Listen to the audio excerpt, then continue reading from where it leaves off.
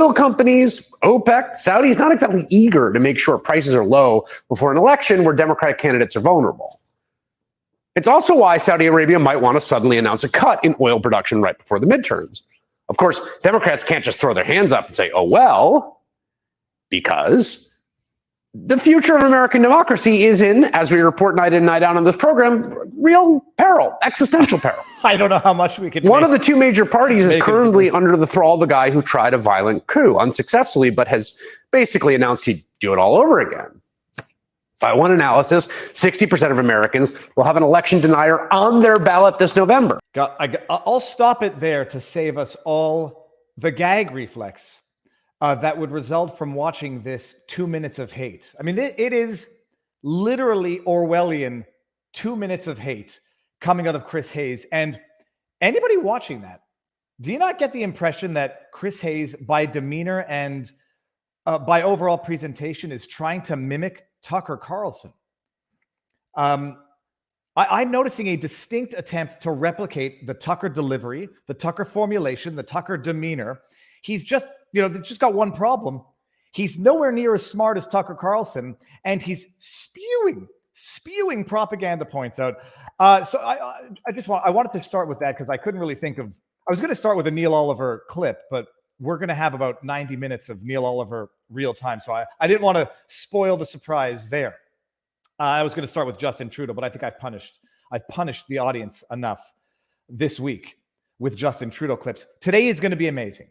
This is like one of those moments where the first time I met Robert Barnes online, because of what we had both been doing in the world, it turned into an amazing relationship. But it was also just like, it was a spiritually satisfying moment for me when I did that first stream with Robert Barnes, Nate Brody, and now it's Neil Oliver, who I only got to know because of the madness of the world through which we are all collectively living.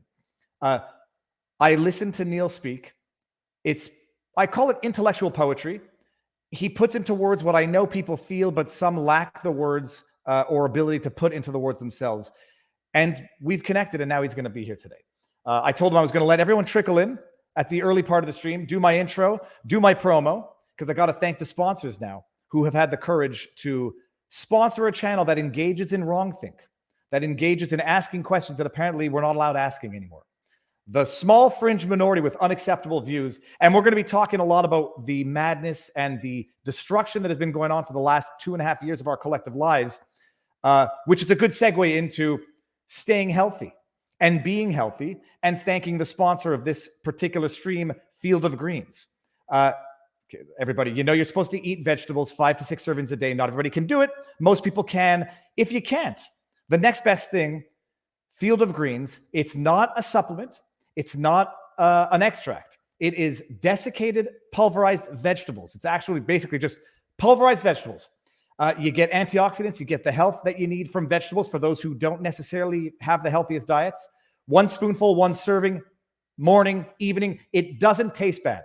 It does not taste bad. I promise you. It actually tastes good. And if you can't get your veggies in, do it. It's healthy. If you can't get your veggies in, do it. It's healthy. Fieldofgreens.com. If you go there, promo code Viva, it's Viva, not Viva Frei. Promo code Viva, 15% off your first order, 10% off the subscription, and it's good stuff. Appreciate USDA approved, organic. It's food. It's not a supplement. It's not an extract. Made in America, and it's damn good.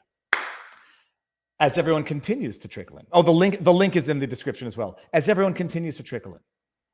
Neil Oliver, historian, and I did not know this. I only knew Neil Oliver as another individual engaging in ostensible wrongthink at a time where you're not allowed asking certain questions. You're not allowed saying certain things. I had no idea he was a historian, an archaeologist, an author, a documentarian, and that explains why he is able to so eloquently put into words what so many of us have, storming around our heads. I like to see my vegetables. This is true. Random Roses. And you should not avoid eating vegetables and substitute it. But not everybody can eat their vegetables. When I was in Texas, I couldn't find vegetables. I couldn't find vegetables. No judgment on Texas. It was just circumstance. So Field of Greens, it's a spoon full of powdered vegetables. Nutrients, antioxidants, healthy. Okay, but that's it. We're done with that. It's 5 minutes in. Neil is in the backdrop. In the UK, 5-hour difference, tough to coordinate, and we did it. Neil, I can see you. I'm bringing you in right now. Everybody, the man of the hour, Neil Oliver. Neil, how are you doing?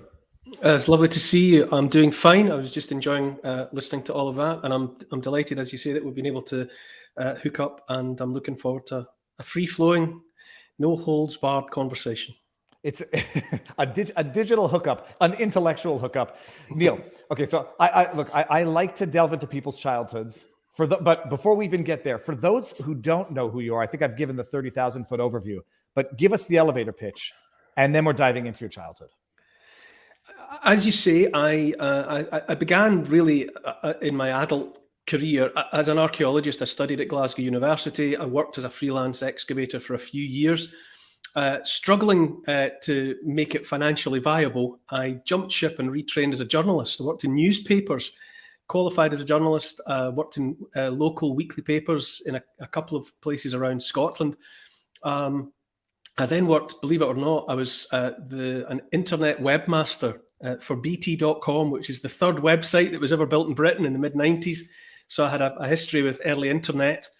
Then I stumbled into television, making archaeological documentaries, historical documentaries.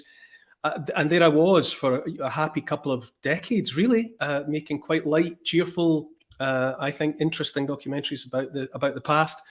And then all of this started to unfold: lockdown, COVID, and the rest of the nonsense. I found myself with a platform. First of all, I was being interviewed weekly on a talk radio station here in the UK. Then I was approached by a fledgling TV channel called GB News, who signed me up from the beginning. And I do a weekly show on GB News, where I've had the great good fortune to be able to vent spleen and give my opinion about what's going on, and to talk to people from across the spectrum about all that's going on. I consider myself to be, I'm not a specialist, I'm not a politician, I've never been a card-carrying member of a political party. I treat politics and politicians with deep skepticism and suspicion. I'm just a reasonable person, I think, insisting on being able to ask reasonable questions and get factual answers back. And until the last breath in my body, I will continue so to do. Fantastic. Well, okay, we're going to flesh out probably all of those individual chapters of what you just said. But born and raised, where are you born and raised? You're Scottish, but I know I've seen a few interviews. You consider yourself British. Absolutely.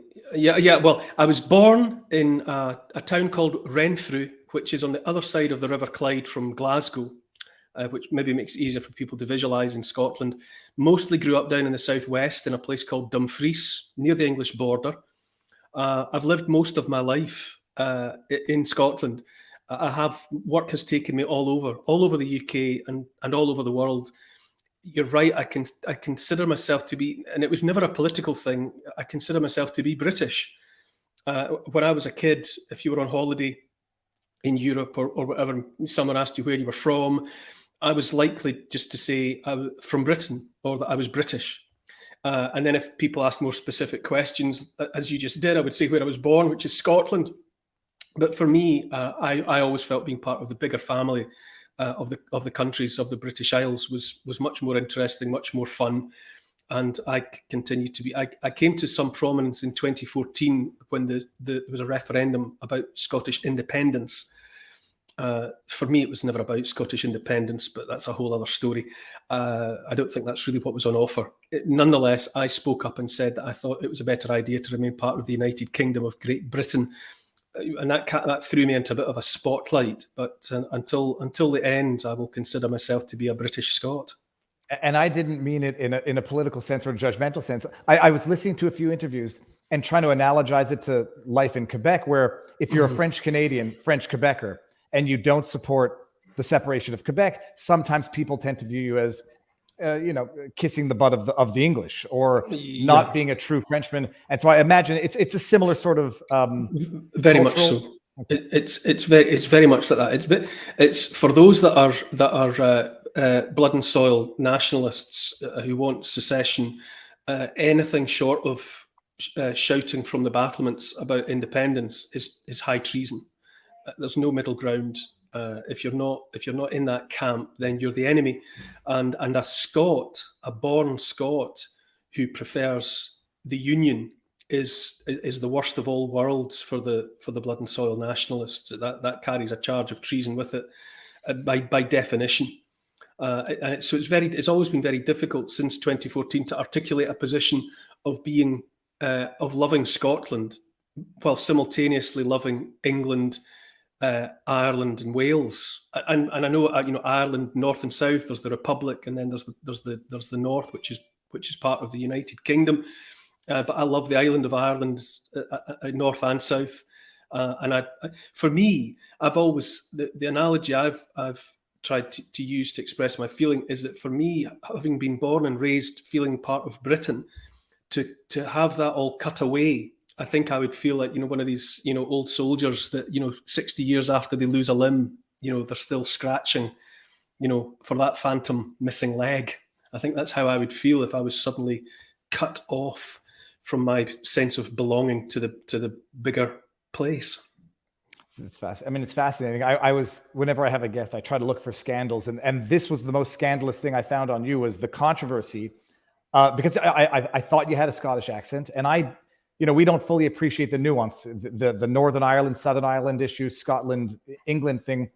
But now I can imagine it's totally analogous and understand why it might have been controversial at the time to be one of the French Canadians saying we should stay part of Canada, to be one of the born Scots saying we should remain part of the UK. But we might get back to that in a bit. Childhood.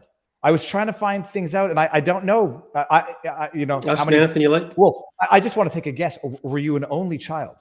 No, I've got two big sisters who both still live in Scotland.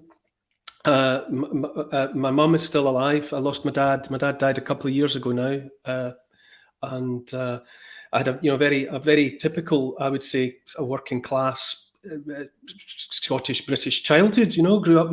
My dad worked. My mum worked part-time sometimes. I went to state school, just an ordinary schools. I had a very normal, happy childhood. Unremarkable, I would have said it in most ways, the kind of childhood that 60-70% of people born and raised in Scotland in the 60s and 70s would recognise and identify with. Just a happy, regular childhood. I was the only member of my family, or the only one of my siblings, to go to university. If you were to ask me why, I don't really know why. It's just the way things worked out, and so I went off to Glasgow University and decided to study archaeology, as I mentioned at the top of the show. But unremarkable. That's just. I think I'm a typical Scot, a typical working class Brit. And if I may ask, did your dad pass away during COVID or before? Well, nearly 2 years ago now. So just as it was, just as the whole thing was starting to take shape, my dad had been he'd been ill for a while. He died of cancer, but he had been ill and diagnosed for quite a long time. But he hung on in there for quite a while. And the end came relatively quickly, I suppose. So no, he didn't. My mum was up visiting with me. She was up seeing me and the family yesterday from down home in Dumfries, and she was saying, "I wonder what your dad would have made of all of this these last 2 years." My dad, in some respects, I wish he was still here, but he hasn't had to come through this. The COVID paranoia, the lockdowns, the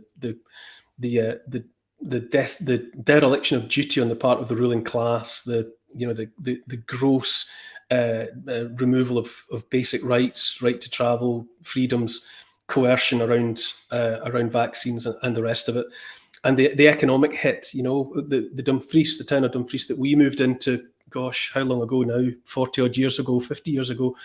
It's completely changed now. It's been hit very badly economically, and it's been very, very badly hit in the aftermath of the cost of lockdown crisis.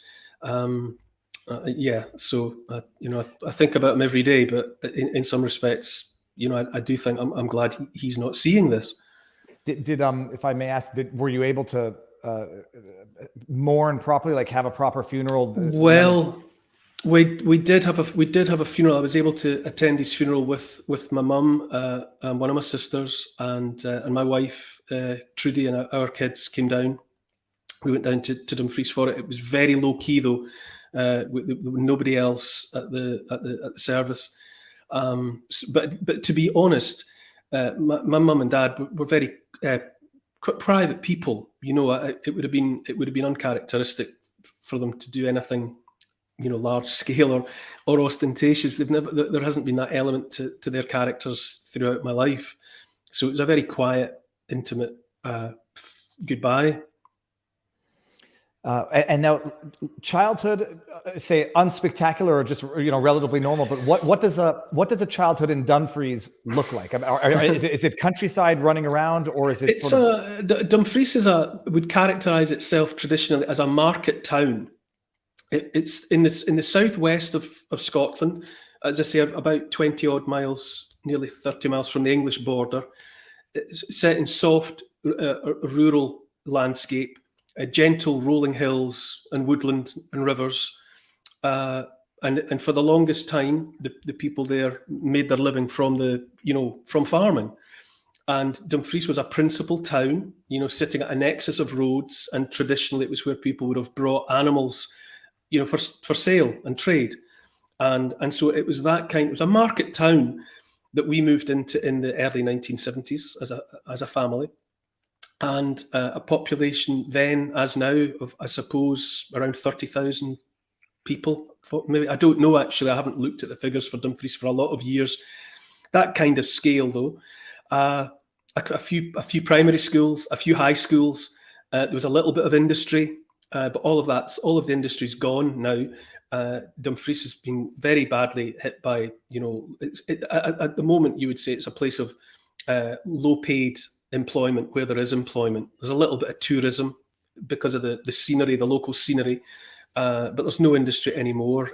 And the farming market town aspect of it has also diminished in recent years. So it's become something of a backwater, I would say. It was bypassed by a major road. There was a major trunk road motorway put in rather than passing through the town, it left it in a kind of an oxbow lake, kind of a left as a backwater, but it was a happy childhood.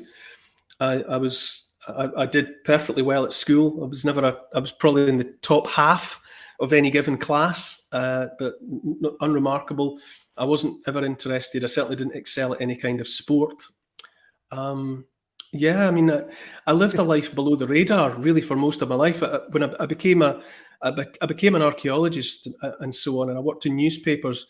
When I stumbled into television, and it literally was accidental, I just was. I think, as many people who find themselves making documentary television, I was in the right place at the right time to get a tap on the shoulder to see if I would. It was initially a television series about battlefield archaeology, which came out of the fact that with a friend, we had set up an excavation at the battlefield of Isandlwana in KwaZulu-Natal in South Africa. People who've seen the film Zulu, Michael Caine, Stanley Baker, that war between Victoria's red-coated soldiers and the Zulu nation had been a fascination for myself and a friend, and we set up a project in the late 90s, early 2000s to go out and excavate the battlefield. And it attracted the attention of television. And so I was in my early 30s, I was about 30, 31, when suddenly I was on television and suddenly exposed to that kind of, people looking at me. And it was certainly never anything that I had intended. I never sought the spotlight. And so what has happened to me in the last few years of becoming increasingly controversial, I suppose, notorious even, and being characterized as all sorts of right-wing, tin hat wearing, swivel-eyed lunatic extremist has been a very, unexpected certainly, but also undeniably uncomfortable experience, because it's not anything I ever set out to do. It is. I mean, look, the first thing is watching your demeanor and now knowing your childhood. I was like, there are certain people you say, if they were any different in real life, I would be shocked. And looking at your demeanor, it's not something someone can do by accident or by practice. It just has to be innate. And it now fits in what you describe as your childhood and your reaction to, I've seen the way you're characterized. In fact, when people started sending me the first clips that I saw of you, I saw the context in which you were being described, and I was like, oh, I knew how media worked. I was like, oh, another one of these, and now I know so much better. But so actually, just that you studied archaeology in university? Mm-hmm. Glasgow University, yes. Did you always have an interest in history and the world?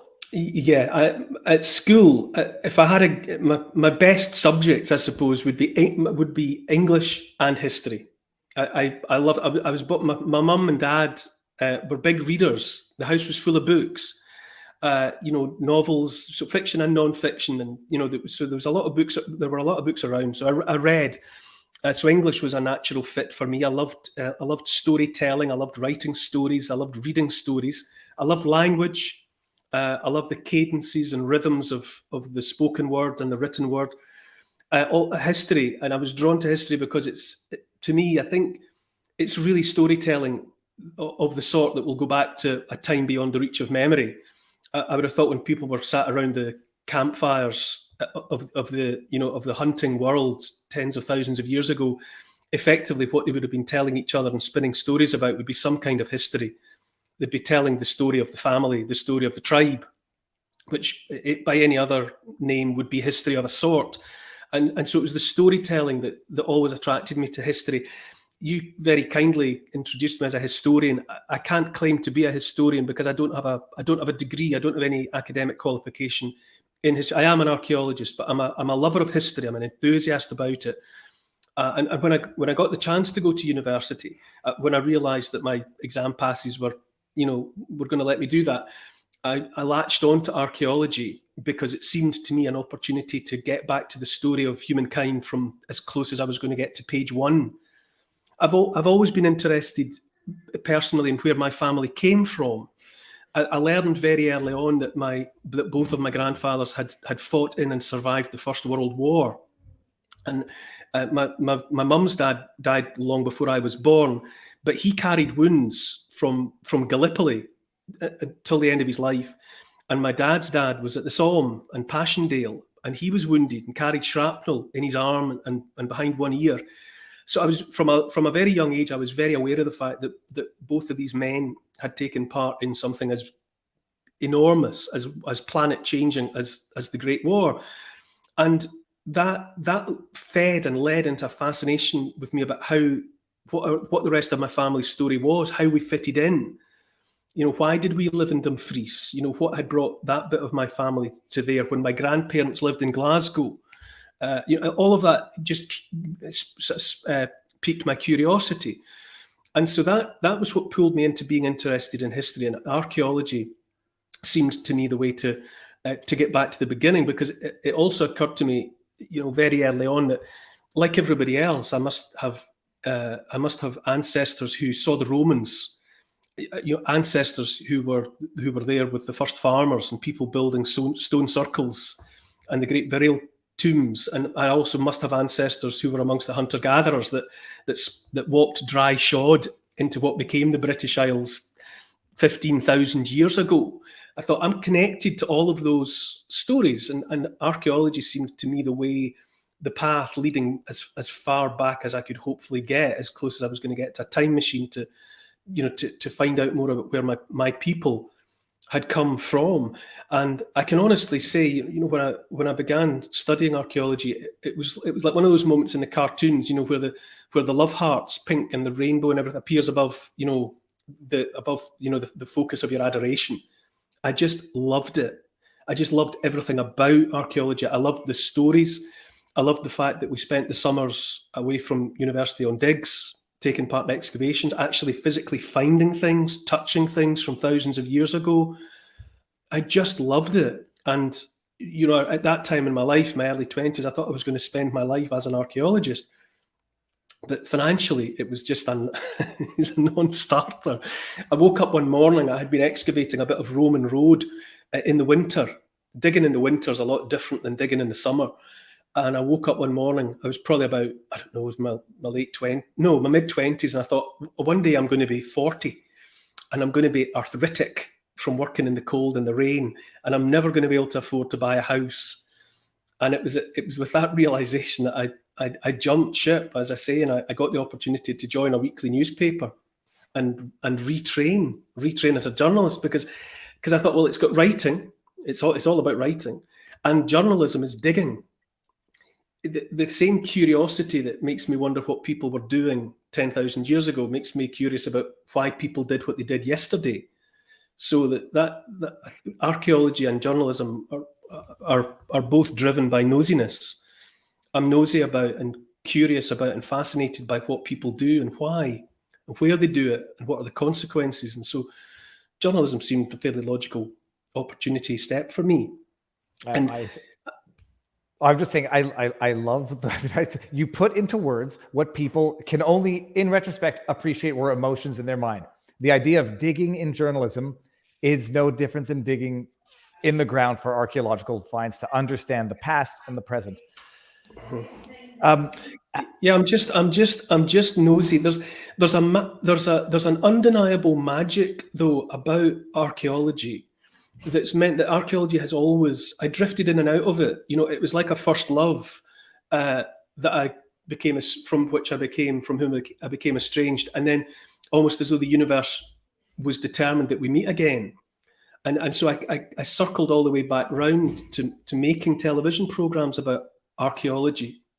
It was as though I couldn't escape the gravitational pull of it, and it is all down to the magic of being able to, if you're on an excavation and you find, say, the remains of a campfire, and you can find the remains of a campfire from 10,000 years ago, but charcoal, fire-cracked stones, and so you can find that in the landscape somewhere, and with absolute certainty what people were doing when they were looking at it.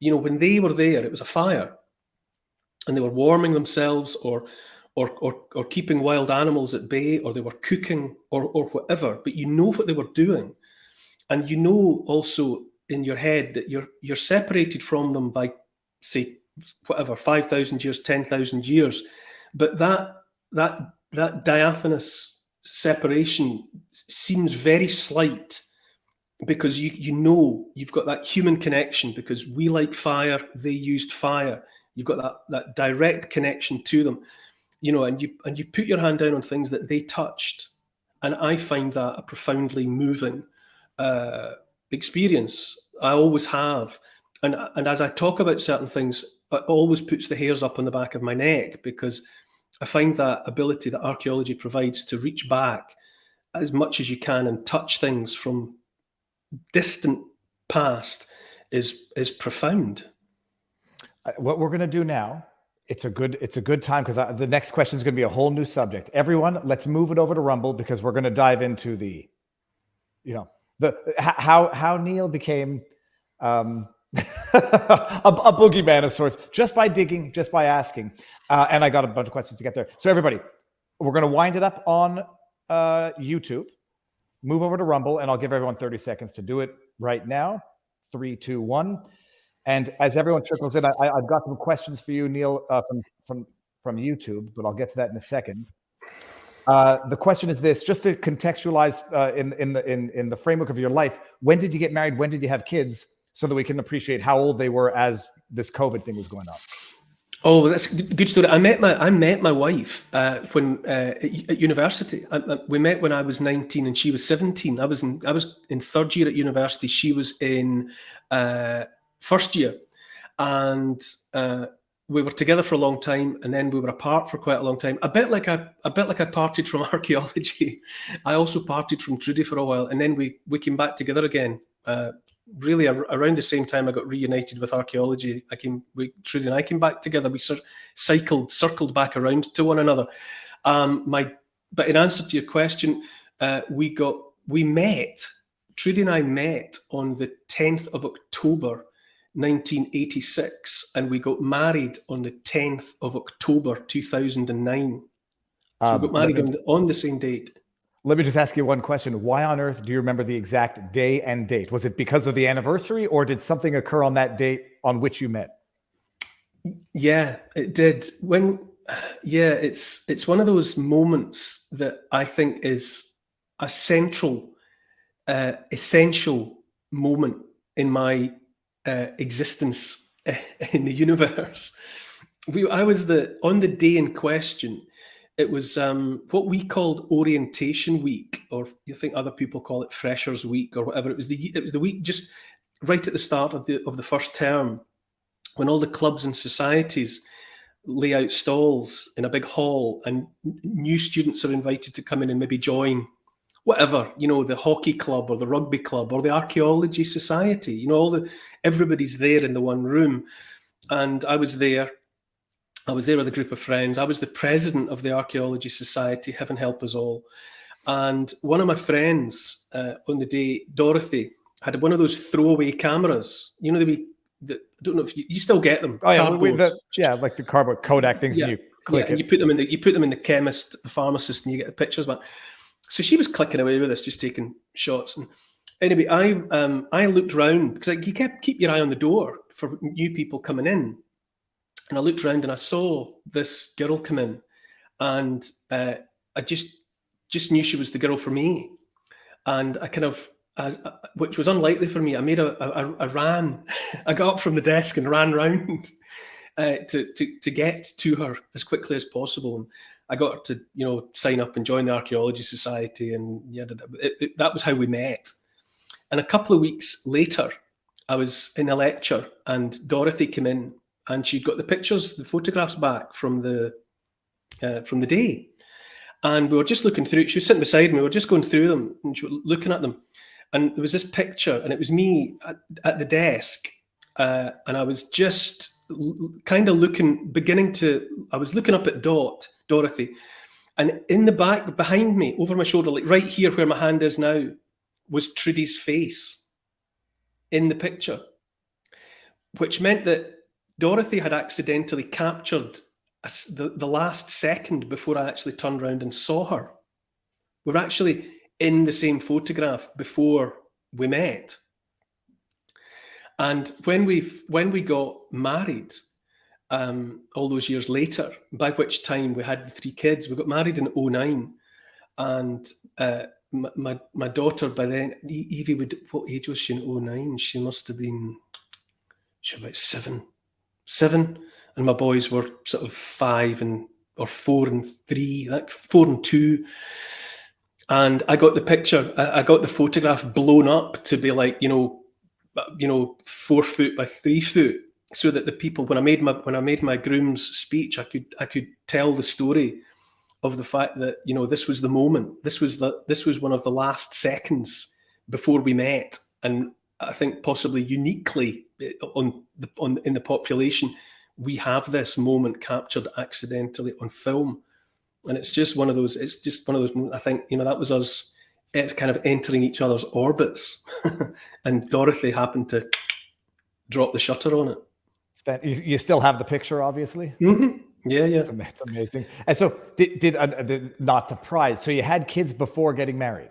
Yeah, we did. Yeah, we had Evie is, as I say, yeah, we had all 3 kids by the time we got married. I don't know. Okay. I don't know if that became a question. I don't know. It was just. I can tell you though that having 3 kids that age at a wedding complicates matters enormously. Yeah, I can imagine 3 kids under 10 is complicated in general, let alone at events. So your kids are older now, so the impact of COVID or living through COVID would be different with them. Jamie Lee McFadden said, what was the hardest part of your switching professions? So you go from archaeology into journalism, but I presume now you get into journalism. When you get into it, the pay is probably not much better, but the prospect is better. Yeah. Well, when I jumped into journalism, there was no financial incentive to do it. That's for sure. I just thought this will lead to, this will lead to another kind of career. And I just liked the thought of the flexibility of it. I thought, if you become a journalist, you can work anywhere. It's one of those it's like various. It's like being I don't know. It's like being able to pull a pint, or being able to be a hairdresser, or be able to be a plumber. There are certain things that if you pick up the ability, you can do it here, you can do it there. So I thought, if I'm a journalist, it's something that translates, and I would be, well, anywhere in the English-speaking world. I thought I could potentially take that, but the incentive was not financial. But So you get into journalism, and what type of journalism? Because I guess how does it segue into documentary filmmaking? Gosh, yeah. Well, it was where I live. It was down where I had gone to school. It was back down in Dumfriesshire, and I joined. It was a little group of 3 privately owned weekly papers: the Annandale Herald, the Annandale Observer, and the Dumfries Courier were the 3 titles. And we worked. We rotated between the 3, and it was in the rural environment. So a lot of it was to do with, going to, agricultural shows, going to, horse riding events and covering those, the kind of lives that unfold for people who work in farming, in small town life, attending local council meetings, parish council meetings, going to the local court, covering whatever people up for, driving offences and whatever petty crimes, and writing those stories up. Those are the kind of stories that people love to read about their neighbours who've got into trouble with the forces of law and order. So just the cut and thrust of everyday life. Everyone probably at some point in their life must have come across a weekly paper, and weekly papers, they tend traditionally, they're dying out now because of tech. But back then, they were very fondly regarded. People liked to see them because they would see photographs of their neighbours, and people they were at school with would be, oh, there's so-and-so's got married, and, there's so-and-so, whatever, up in court for speeding. And people are very affectionate towards the local paper. And it teaches you a lot of things. It taught me shorthand and typing for a start, the 2 greatest skills I've ever picked up, and have done more for me over the years than being able to touch type's been more used to me than my degree or my driving license over the years. It teaches you how to approach people, ask questions, often about sensitive subjects. You're trying to get people to talk about things that perhaps they don't really want to discuss. So it teaches you how to approach people, handle people, get information from people, even if they don't maybe necessarily start out wanting to part with that information. It makes you become quick at picking up the necessary to write a story about something. You've got to be fairly quick at becoming a temporary expert on something. One day you're writing about a court case about fraud, and then the next day you're at a Highland show, talking to owners about their prize winning cattle. You've got to jump between disconnected, disparate subjects and become expert in them. And I think training as a local newspaper reporter was a fantastic education. I wouldn't have, my life would not have unfolded as it did. My degree was one thing, but the time I spent as a journalist, I think, really gave me the skills that then made all the difference when I accidentally stumbled into television. And so stumbling into television, and then I guess stumbling into political controversy over the Scottish debate, how did that happen? And then what happens after, 2014 to 2020? Well, believe it or believe it not, that once I put my head above the parapet about the Union and Scottish independence, the gunfire never stopped. Once you single yourself out as a target for that, because the call for independence in Scotland has never gone away. It has, although there was a referendum that was supposed to settle the matter for a generation, immediately after the referendum came in, those wanting independence just redoubled their efforts. So it never quietened down. And so I was continually then being approached and reapproached to reiterate my reasons for maintaining the Union. So I remained in the spotlight in that way, at the same time that I was still making documentary television. So I was making all sorts of quite soft documentary television, but at the same time I had this sideline running where I was being asked to comment about the latest stage in the redoubled efforts to secure a second referendum. But then as it was for planet Earth as a whole, COVID-19 just appeared out of a clear blue sky. Like everybody else, I watched the strange, bizarre footage coming out of China, coming out of Wuhan, about this new virus that they said they had discovered that was making people fall face first onto the pavement in the street, and then it was in Europe, into Italy, and then people started to panic that it was spreading like wildfire. Well, I mean, we all know the story. But then when lockdown came, and initially, I suppose for the first couple of weeks, my wife and I, because we didn't know what it was. What is this COVID-19? What are we talking about here? What are we dealing with? Is it dangerous? I really don't know. Neither of us was involved in any way in the medical profession. We weren't immunologists or virologists. It was all, God, what's this? But after a few weeks, because we're self-employed, I'm always been a self-employed person, and I couldn't work. I had just come off the back of, I had as a sideline, I had been touring one of my books. You mentioned I'm an author. I had been doing a kind of a one-man show. I'd been going around theatres up and down the country, talking for a couple of hours a night in front of an audience about, it was called The Story of the British Isles in 100 Places. And I had made it into a 2-hour show that I could talk the audience through the story of Britain in relation to 100 locations around the UK. And it was really good. It was really good fun, and it was good business for us. And of course, amongst everything else, COVID shut the theatres. I had been going to do another tour, and suddenly it was like, well, all the theatres are shut. And so my wife and I, we kind of looked at each other and thought, well, that's pretty significant, because it cut off a whole line of work for us. And so we started to look at the lockdown in a completely different way and thought, how long is this going to go on? And really, how dangerous is COVID? We were starting to ask each other those questions. And it was around that time, I was already on social media. And I think I can't honestly remember, but I must have put out a few comments and remarks on Twitter or wherever. And I was approached by a radio journalist who hosted a morning show 5 days a week, talking about the events of the day. And he contacted me and said, would I come on and talk to him this particular Wednesday morning about lockdown and freedom of speech? And because I was already becoming aware that people asking questions about the vaccines and not the vaccines at that point, but asking questions about lockdown were being vilified.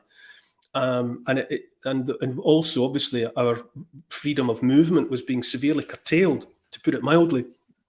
And so I went on and had this initial half-hour show with Mike Graham, was the journalist in question, and it gathered a bit of an audience, and so it became a weekly event. Mike and I would have a conversation just like this. We would spend half an hour chewing over the events of the week, and I started to gain this sort of notoriety because I was speaking out about, asking questions about lockdown, about the rights and wrongs of what was going on. And there were other things going on at the same time. It was things like the BLM, the Black Lives Matter movement, was in full swing earlier on. Statues were getting pulled down in Britain, and other aspects of British history were being challenged on that basis. And I was being outspoken about that as well. So before I knew where I was, I suddenly was a controversial character for the second time. I imagine the first one never goes away, and then with Brexit, that debate gets brought up again. But we want to talk about COVID stuff, and not that's one of your Irish wolfhounds. Yeah, I can't. There's nothing I can do about that. You've got dogs that size and they want to bark. You've just got to let it happen. Oh yeah. So you start, like, you have all the training now. First of all, you've dabbled in controversy that's never gone away. You have not just half a functional brain, but a very functional brain. You start asking the questions that maybe a lot of other people have, but don't ask because too scared, don't want to be the nail that's sticking up. I remember, like, one of the anecdotes, I forget who it was. It was a celebrity who said, what are we doing this for? Protect the old people, or someone who just died from COVID was old anyhow. And she got lambasted, virtually canceled. At the same time, you talk about BLM. At the same time, other mass gatherings were somehow, finding a justification. Yes. So you do the weekly show, and it was not. I had not seen it, but did it become a thing between the two of you, or did it come to an end? It was it was radio. It was radio, but nowadays with radio they have cameras in the studio, so so there was a visual aspect to it. But it was a radio show. It was very much like this, conducted over one of these platforms, and it lasted. I don't know. I think Mike and I were doing this weekly, for several months, but then GB News, this TV channel, came out of nowhere in Britain, and I was approached.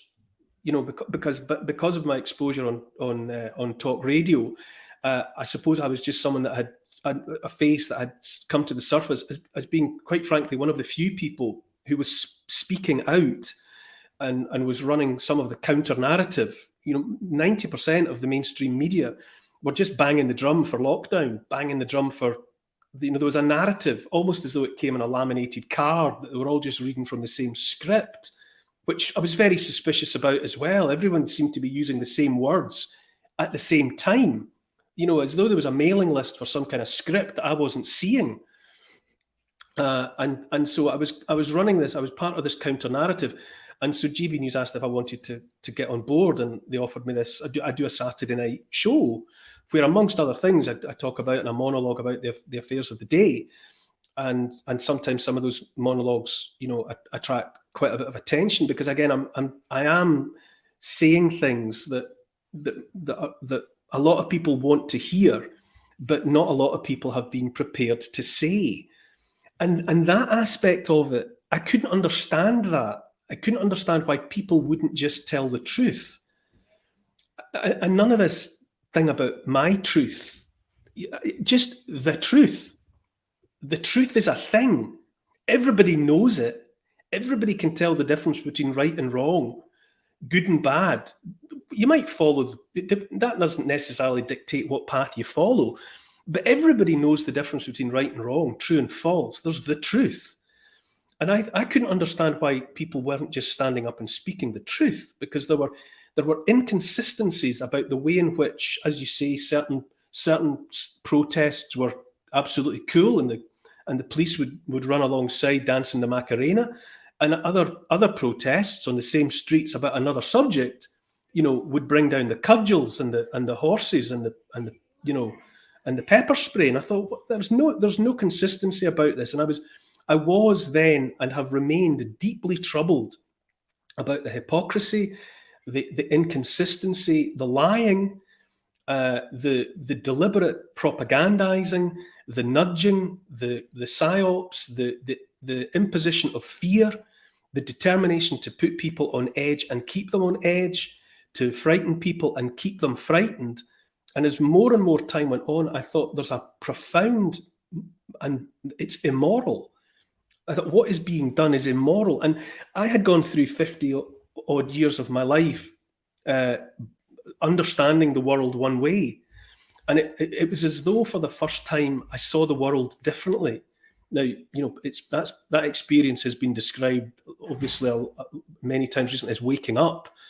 And maybe that is what happened to me. Maybe after 52 years of Sleeping Beauty, I woke up and looked at the world differently. But having, as everyone says, once you see it, once you see what you understand is wrong, you can't stop seeing it. It's like those, you remember those Magic Eye 3D pictures that were very popular for a while? That at first glance, it was just a random pattern, but then if you kind of squinted a bit, you made this three-dimensional image step forward. And once it was there, you couldn't make it go away. It was, oh, there's the sports car or the stag. It's been like that for me. I looked at the world, the old familiar world, and the truth just stepped forward for me in 3D.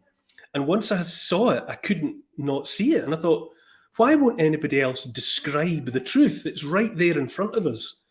And that's just what I ended up doing, not out of any desire to be a contrarian or to make a name for myself. I just thought, I'm not having that. Well, and I guess actually one question before is, you're working in journalism in a small town. You get exposed, I imagine, to local corruption, local wrongdoing. When you start delving into this and you start, the image pops out and it's never going back in. I mean, is there a part of your soul that despairs because it's what you're seeing and understanding is corruption at a larger scale beyond anything you've ever experienced or could have conceived in your life experience? Oh, absolutely, 100%. It has never stopped. It feels, and this is where anyone who's following this path, that you're on and I'm on and lots of other people are on. It's Ask me the question again. Oh no, it is seeing corruption on a scale and Yeah. a breadth of levels of evil that you couldn't imagine. I started out being very concerned about what was happening in the context of COVID, but once I saw that, as I say, everything else just seemed to become visible to me, to the extent that I thought, how have I managed to overlook all of this for so long? And now I just seem to see everywhere that kind of this inherent corruption around all of the institutions. I see it in academia, I see it in the judiciary, I see it in the police, I see it in the National Health Service, I certainly see it in the government, I see it in the political class, I see it in the mainstream media. I just feel as if there's been, there's been a concerted attempt out there to dupe, the population, as many of the population as possible. And I understand why people are duped, because I was too for the longest time. But I think with COVID, it unlocked something. I think with COVID, there was then an attempt by those with a wish to establish greater authoritarian, almost totalitarian control over their fellow human beings. I think COVID seemed to present an opportunity. I mean, it was widely reported that it was those contemplating lockdown didn't really think that the British people would accept it. But then, lo and behold, the British people did, the same way every other population did. And I think that was red meat to the wolves, red rag to a bull. I think those with a view to taking control of people and keeping control of people felt that now was the time. And a whole, I think, an agenda, a whole set of ideas that was simmering and had been on the back burner was suddenly brought forward, and I think that attempt has gone too far too fast, and I think that's partly why so many people are waking up in the same way and are paying attention to things that hitherto they might have overlooked. I think actually those with a view to seizing and maintaining control have shot themselves in the foot. Now, when you say, and I have the same experience and the same check and balance, is once you see it, you can't unsee it. And once you see it, you see it everywhere, including in places where it might not actually be. The question, I think those with the degree of reflection, such as yourself, you go through this journey. How do you keep yourself in check throughout this journey to not get carried off by your own imaginings, and also those which are not imaginings, how not just get sucked by despair? You're right. I think there's a bit of a process. You know how they say that there's a kind of a 5-stage process around grief. Mm-hmm. And now that I've embarked upon that sentence, I can't for the life of me remember what the 5 stages are. But there's like denial, and then there's anger, and then there's resentment. I'm flashing back to the episode of The Simpsons when Homer eats the fugu. It was definitely denial, anger, sadness, acceptance, and then there's one more there. There's a process that you go through, and as you say, it's once you get jolted. I've described it before. I felt as if there was a little bit of reptilian brain, right primitive in my amygdala or something that had been dormant for all of my life, but subject to this particular fight or flight assault, it flicked. And I felt it and I thought, I'm having a physiological response to threat here for the first time in my life. I've never felt frightened of the state before, but I'm going to pay attention to it because it's real. It's a genuine response. And then I think you become, you're right. I think one of the phases that we all go through is you then become almost paranoid. You think, what else should I be aware of? Then you come through that. And I think it has settled down for me into a kind of a reasoned skepticism. I now find that whatever I'm being told, I just want to question it. And that doesn't necessarily mean that in every case I will find it to, that I will conclude that I'm being lied to. Where before I would just have waved everything through. Yeah, that's fine. Oh, if the government's saying that, it must be okay because, it's the government and they've got our best interests at heart. I now question everything. It's just a skepticism and a determination to check it for myself. I think I was when you on websites, where it says, will you accept the terms and conditions, and you're in such a hurry to get to the next stage that you just kind of click yes because you just want the website to open up. I would have been like that about life. Yeah, it's fine. Click OK. I don't do that anymore. In life, I've become, metaphorically, I insist on reading the terms and conditions. And sometimes everything looks all right. Other times I think, no, that doesn't right. That requires further research. And I think I won't do that at the moment until I've had time to think more about that. I went through the awakening. Oh, everyone's out to get me, paranoia. And then I've settled down into this feeling that all of us have an obligation, not just a right, but an obligation to be skeptical about authority. Just keep an eye on them. So I think some people would like to keep more than an eye on them, but setting that aside, here's the thing: your demeanor is very soft, calm, and soothing and reassuring to people. This might be my own projection, but is there a part of you that actually despairs, where you say, we've gone through this awakening, a lot of us, in real time together? Once upon a time, I would have said the government would never lie about WMDs cause 250,000 civilian casualties simply for regime change, financial interests. Now I look back and say, well, I was an idiot. And in real time, we're living through an era where people are saying the government would not lie about medicines, increase deaths by however much. But when you know that they've done it, within the last 2 decades, and you appreciate there's nothing too dark, too sinister, and you view the world through those lenses, do you, in your soul of souls, despair at the state of the world and at the future?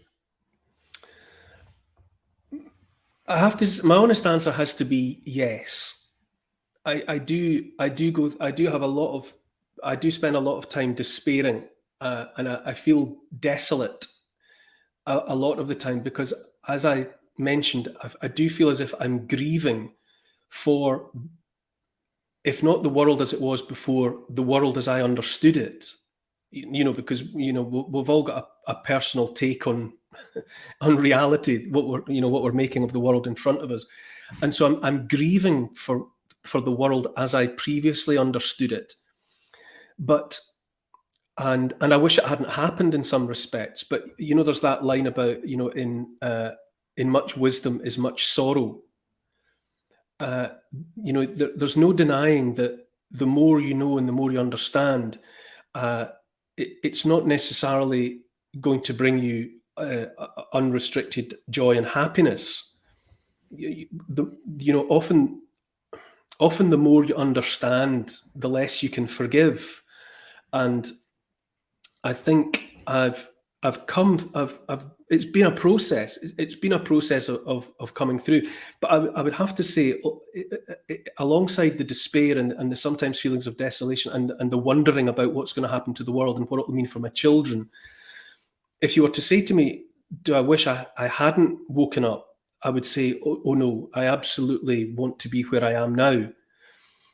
Because, and this is a big collateral benefit, the people I've met and the paths that I have crossed, the encounters that I've had with people who otherwise I would never have met. You and I wouldn't be talking now. I would never have. It just wouldn't have happened. Our paths would not have crossed. And I've had many encounters in the past couple of years with people who I would never have spoken to, whose points of view I would never have experienced, whose wisdom I wouldn't have shared, and I wouldn't be without that for the world.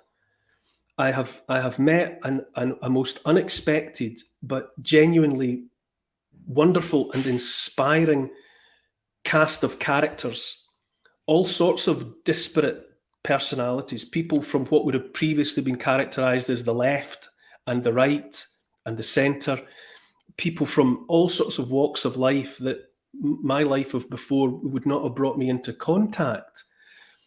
And my experience and my perspectives on life have been so enriched that although my understanding and my sudden realization that there's so much wrong with the world and that there is corruption out there and that we are nudged and taken advantage of and sometimes treated with contempt by those that are supposed to be looking out for our best interests, I would far rather be where I am now with the connections that I have established in the last couple of years than to go back to my, time of before. I keep comparing it to the Matrix and just, chewing on a steak that is fake, but it tastes good in the moment. I mean, by the way, okay. Well, here's another question. You're soft-spoken. You are very intelligent, eloquent, which might make you harder to demonize, and which might make you think that nobody would want to demonize you. I mean, what does it feel like when? And I don't think you're speaking your truth. I think you're speaking the truth and asking questions in order to arrive at the truth. Normal intellectual exercises of being a thinking being. What does it feel like when people try to come and destroy what makes you who you are, not just for yourself, but to others? Like, how does that feel, and how has that shaped the way you view the world now? Well, I mean, I think the first time it happens, and for me it was a long time ago now, the first time I was vilified in that way was around the Scottish referendum in 2014. So that's like 8 years ago now. And regularly since then, I've been a target for, whatever, hate and ridicule and, the name calling that arrives at all of us, that you're just derided as being stupid, an idiot, a mad person, you've lost your mind. I see the same brickbats being swung at everyone that puts their head above the parapet to ask a question. And so the first time it happens, it hurts a bit like the first time you get a punch in the face. But then once the shock of it wears off, the next blow doesn't hurt quite as much because at least you know that it's not going to kill you. And by now, I've had so much, ridicule and all the rest of it that you never quite get used to it. But I see it for what it is, and I also have to say, which matters by orders of magnitude, the amount of support that I get, that I have had, especially over the last couple of years, is humbling to the point where it makes me cry salty tears at times. And I am not a person who cries, but I get letters from all over the world. I don't know if you've been aware of that. People started writing to me a couple of years ago. A letter came addressed to Neil Oliver, guy off the telly, lives near Stirling Castle. And it came, the postman delivered it to my house, and I took a photograph of it and I put it on social media to show that this had come to me. It wasn't there was no address. It was just the guy off the telly, lives near Stirling Castle. And from then on, I have now received thousands of letters and cards from every continent, all addressed to things like the guy with the beard, the coast guy, the history guy, the guy with the wolfhounds, and they all come. And inside are these letters that are heartbreaking, uplifting, inspiring. People saying, I thought I was the only one. I thought I was going mad. You've been such a comfort. And I've received thousands of letters like that. So the same sequence of events that exposes you, me, all of us to abuse has also opened a different channel where I've had the kind of support that I cannot adequately describe, the emotion and the sincerity that's in thousands of letters. I've got them in baskets all over the house, And how can you not? How can you not, being in receipt of even just one letter like that, far less thousands? How can you not think, well, if I'm helping, if what I'm saying resonates with even just one person, it's worth doing it. And the fact that you get this reassurance or confirmation that, I mean, in the last week, I've had a letter from Canada, a couple of letters from Canada. I get a lot of letters from Canada, Singapore, USA, France, all over Britain. And it's all variations on people saying, I really needed to hear this because I thought this is what I think. And for the longest time, I thought it was only me that thought it, so I must be mad. But when I heard you speak and I realized that you thought it too, I thought, no, I'm going to be all right. And you think that is so worthwhile. And you call me names if you want, call me mad, call me a right-wing extremist if you want.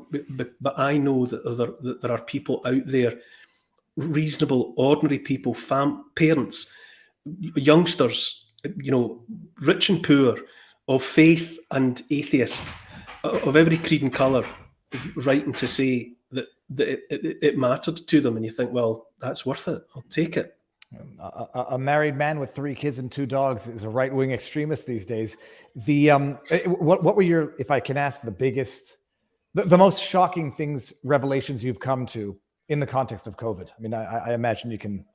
Well, I think I was always suspicious about I was suspicious from the very beginning with how quickly the vaccines came forward, because I knew enough to know that, vaccines take a decade, always have. And this one seemed to be already in the top drawer, just ready to, I thought, how, that can't be, what is that? And so when they started inviting people to come forward and get it, my wife and I just said, well, at the beginning, we just said, let's just wait. That's real quick. I don't know about that at all. And so we didn't, and I haven't taken the vaccine. But then the coercion started, and it was everything. I mean, people were losing their jobs. People were being ostracized by family and friends. Then they started offering people hamburgers and flights and all sorts of nonsense to take it. There was a brothel in Austria that was offering people an hour with the woman of your choice if you'd come and get the vaccine. And you think, how can people look on at this and not realize that something is so out of whack, it defies description, and that a government, my government, and the health service and medical professionals would stand in line to take part in that kind of coercion was shattering to me. I could not believe what I was seeing, because there wasn't anyone, it was not possible to say to anyone that they had the long-term data to show that these procedures were safe, far less effective. There was no way that anyone could say that they had, because no time had elapsed. And that whole establishment got into lockstep with each other, with most of the mainstream media, calling people COVIDiots and granny killers for not wanting to take something that I never felt I needed in the first place, and I still don't think I need. And now, of course, that recent revelation, that Pfizer spoke up, a director in the European Union in a hearing admitted that they hadn't even tested to see if the product would stop the transmission of the virus from person to person, which meant that we'd been being lied to. It wasn't just hubris for 18 months. It wasn't just people hoping for the best. These people who were saying it'll stop you killing granny. You don't take it for you take it for your community. That was a lie.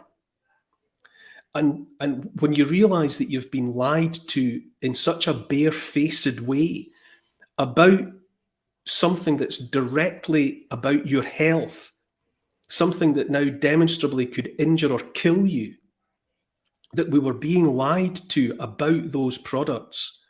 Well, in answer to your question, that was and remains the most shocking revelation to me, that agencies that I had assumed all my life had my best interests at heart absolutely didn't.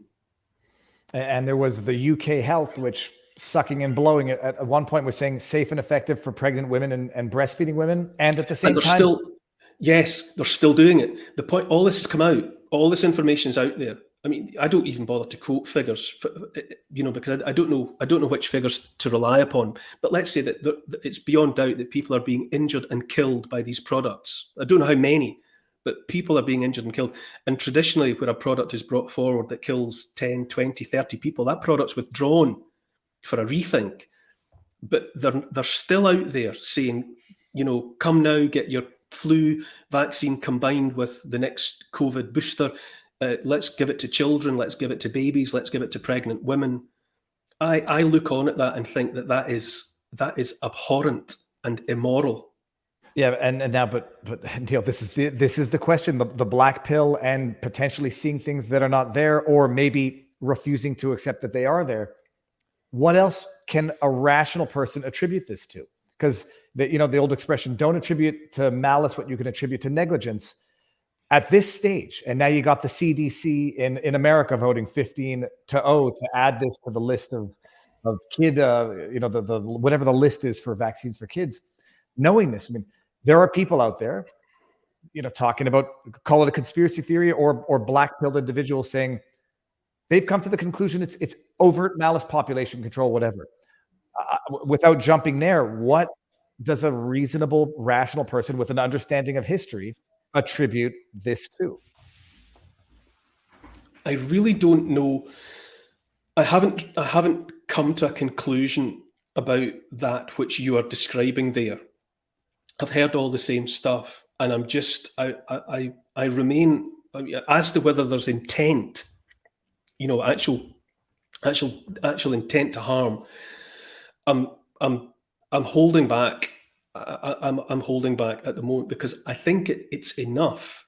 It's a strong enough case to know that we were being lied to, that here was something that will stop you passing it to the community, and it's 100% safe and effective, and it will stop you passing it.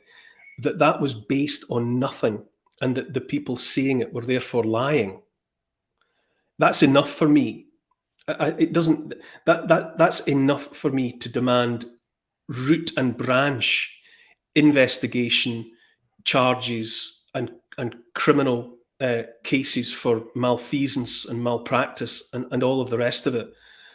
For me, at the moment, I don't need to go the next step into thinking that people have done this out of an intention to harm. But I just remain on the fence about that because I've been so shocked, and the whole experience has been so revelatory that, to coin a cliche, nothing would surprise me. As to why I think it's happening, I do now subscribe to the belief that there is, and has been for a long time, an intention to establish a centralized one world government, to dissolve national boundaries, to take away the notion of independent states and independent nations, a homogenous population. I believe to some extent that there's an intention to re-establish a kind of a feudalism, a neo-feudalism. This narrative that's been there for a long time from the World Economic Forum about you'll own nothing and you'll be happy. I think that intention is there. The desire to remove the freedom to transact. For me, freedom to transact, I've realised over the last 18 months, freedom to transact for me trumps freedom of speech.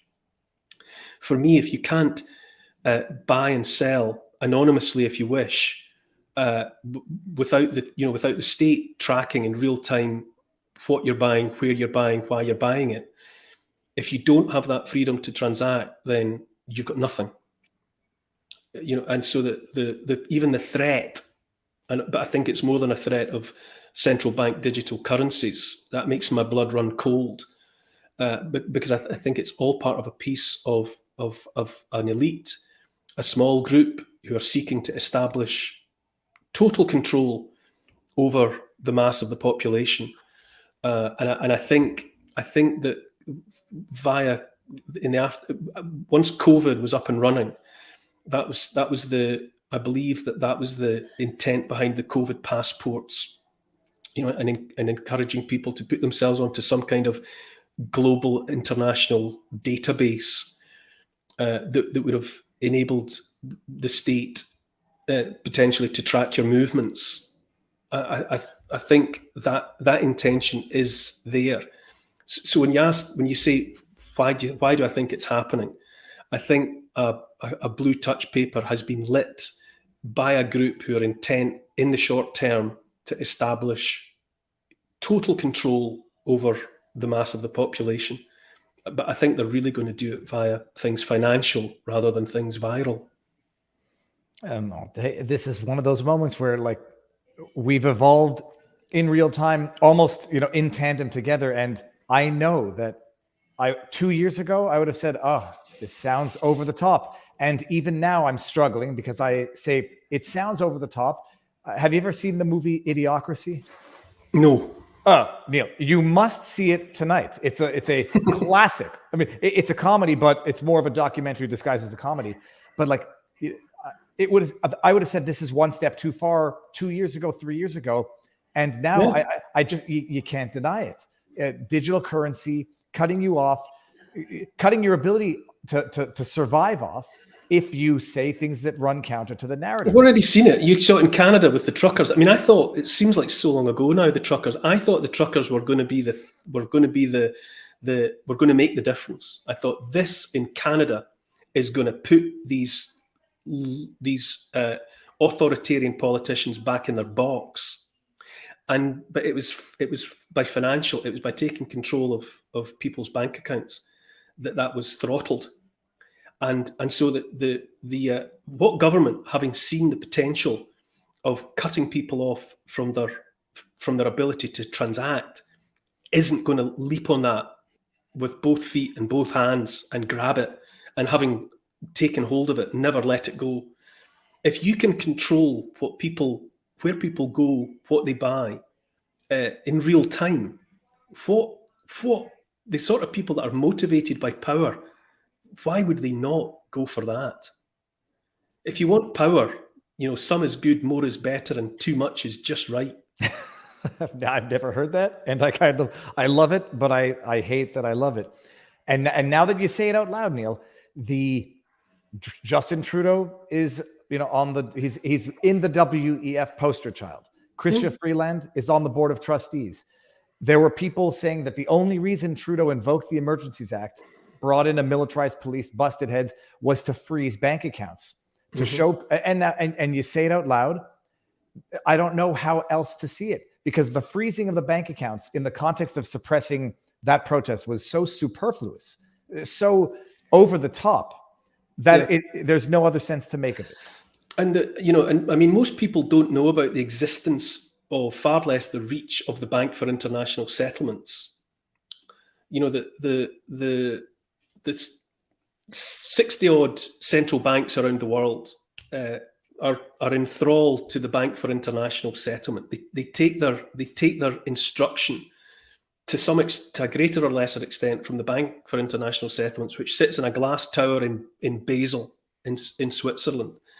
And the director of the Bank for International Settlements is on the record lamenting the fact that when somebody uses a $100 bill, the bank doesn't know what they've done. They don't know what they've bought.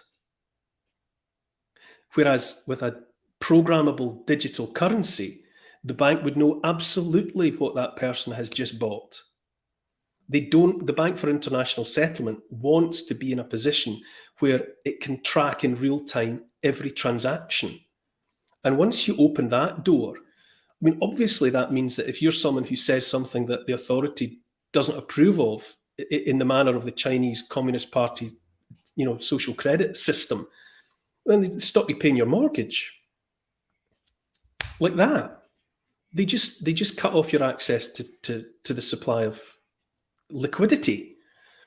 And the Bank for International Settlement controls the flow of 95% of the world's currency in this way.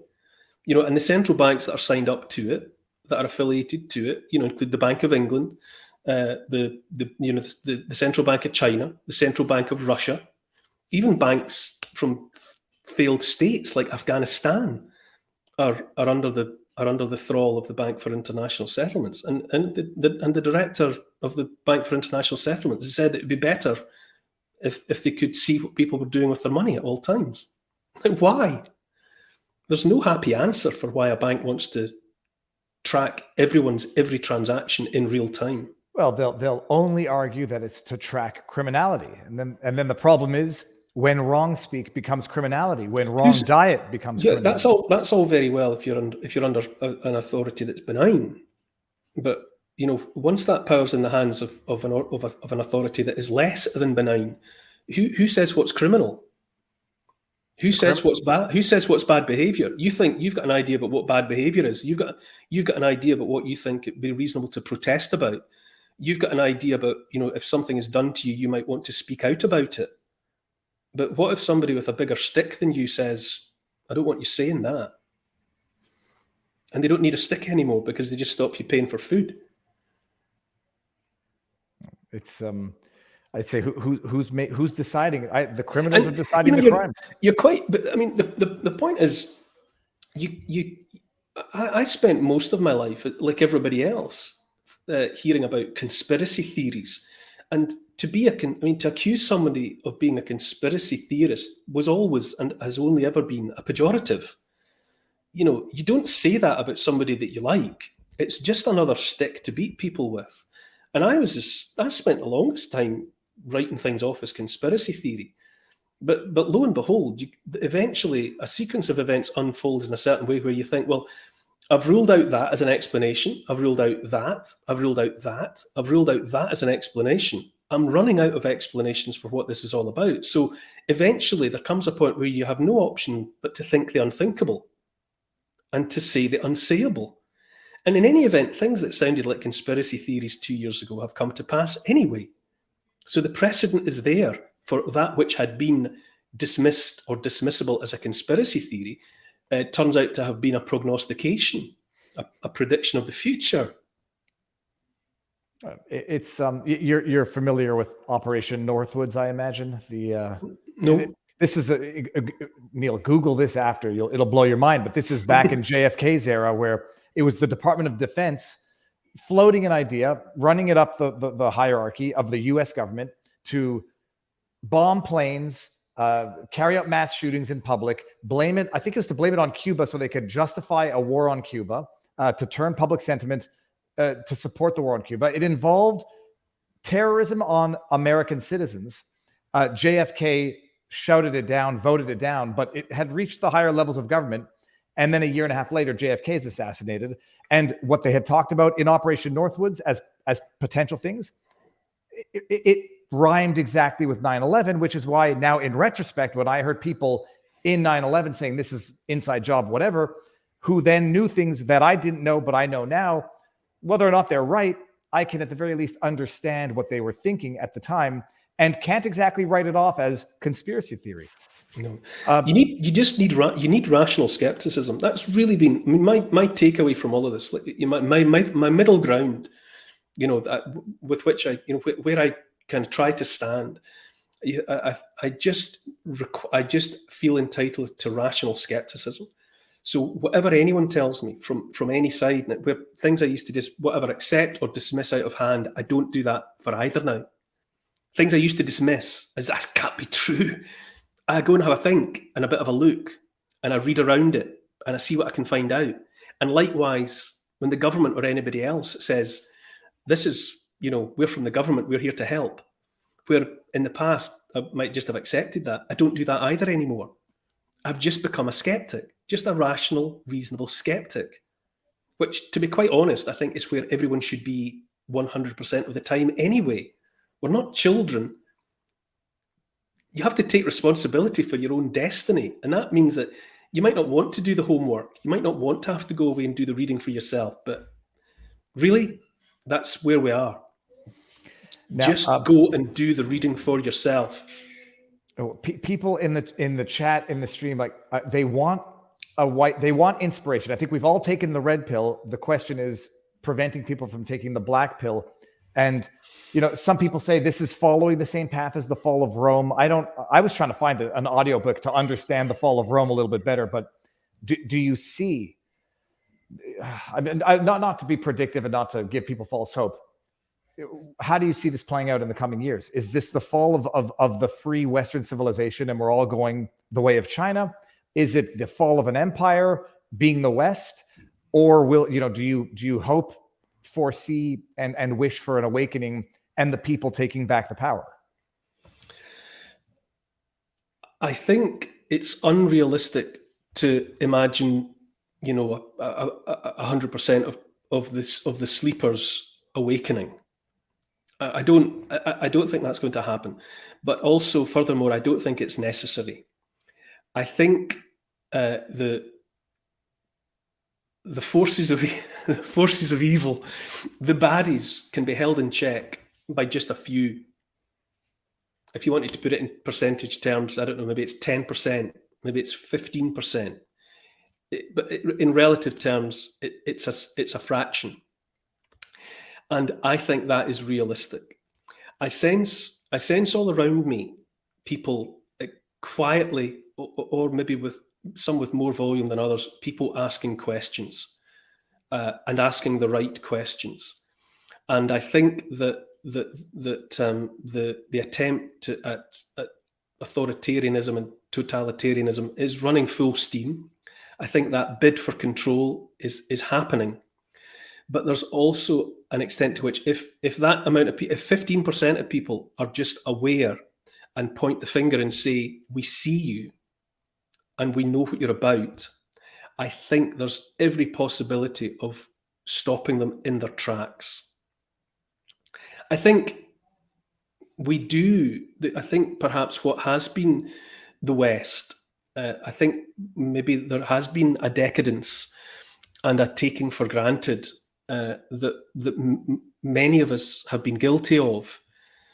I think we're enough generations away from those that spilt blood to secure freedom and to turn back tyranny that we've learned to be contemptuous of that, to take it for granted and to believe that the life that's been possible here in the West is somehow in the natural order of things. And of course it's not. You've only got to look at the wider world to see the natural order of things. With a few honourable exceptions, most of the world is in the grip of bandits, tyrants, thieves and crooks. Our life in a handful of countries, really, where we've had equality before the law, the right to pursue a life shaped by ourselves, and those protections. It's been a soap bubble of almost unquantifiable fragility, and we have taken it for granted and been rough with it when we should have been cradling it in our hands and passing it very carefully from generation to generation. But I think what has happened in the last couple of years has been a necessary wake up. It's been a necessary glass of cold water, slap of the face, waking up. And I believe that there is still everything to play for. I mean, you say, and you're right, you don't want to give people false hope, but right wins. Right is unsuppressible. Like the grass, you can pour concrete over grass, but after a while, the grass will find a way back through the concrete. Right is irrepressible. I wouldn't necessarily put a time scale on how long I think it will take for our side to win the argument and the battle. So I don't know whether it's today or tomorrow or next year or 10 years. It might be a long struggle, but I believe in my heart, and I say this with my hand on my heart, that right will prevail, because right wins. It's perpetually challenged by wrong, in the same way that the light is perpetually challenged by darkness, but every day the sun rises. Right will prevail. May I ask one question? I didn't ask it, and I don't want to be intrusive. Are you a religious man or atheist, agnostic, just for perspective? I'm as skeptical about organized religion as I am about anything else. But I believe in a transcendent aspect. I believe that there is something out of reach and out of sight, but there nonetheless.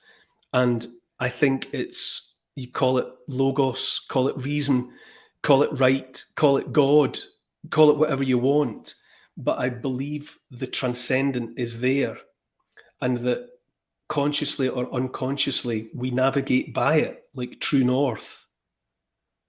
I don't go to church, but I believe in a transcendent good that I think all of us try, or a lot of us try, to find our way back to.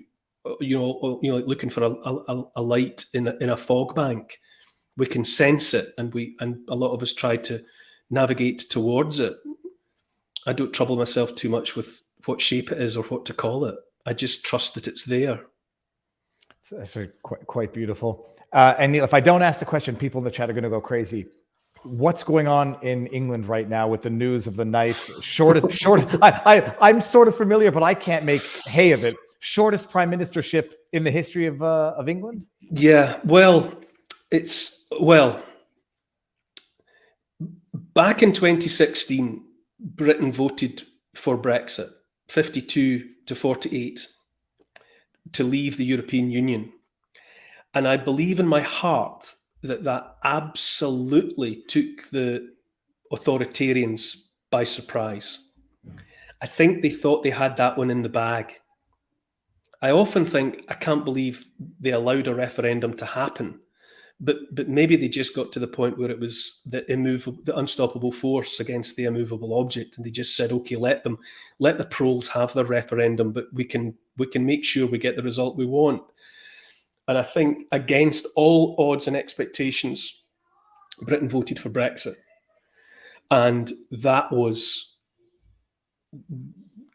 apocalyptic as far as the globalist, authoritarian, one world order people were concerned. They just cannot believe it. And basically from then, I think there's been an orchestrated attempt to take the United Kingdom down and to take the United Kingdom apart. We can't have this, because they cannot have the EU fracturing, and Britain leaving was just the unthinkable. And so Britain has been being punished ever since. The political class and the media and the institutions of state got into lockstep and collaborated to try and overturn that referendum result. They did everything humanly possible to stop that Brexit being realised. And then, of course, along comes Boris Johnson. Now, whatever people know about or think about Boris Johnson, he was a charismatic figure. And he polarised a debate, but he was able to establish himself as somebody who was pro-Brexit. I don't think he ever really was in his heart, but he used Brexit as a lever to get to where he wanted to be. And with that in mind, he then secured, at the general election in 2019, an 80-seat majority against the odds. He won votes that had hitherto been Labour, in Labour strongholds. He won this unexpected, unprecedented general election. He gave this Brexit-driven mandate, this majority.